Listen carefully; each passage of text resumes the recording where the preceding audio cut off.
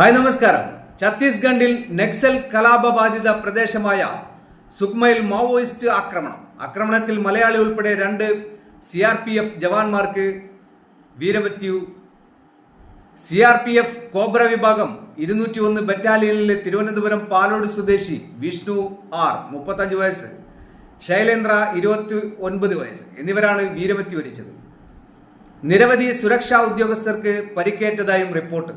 സൈനികർ സഞ്ചരിച്ച ട്രക്ക് കടന്നുപോകുന്ന വഴിയിൽ നക്സലൈറ്റുകൾ സ്ഥാപിച്ച സ്ഫോടവസ്തുക്കൾ പൊട്ടിത്തെറിക്കുകയായിരുന്നു. ഇന്ന് വൈകിട്ട് 3-നായിരുന്നു സംഭവം.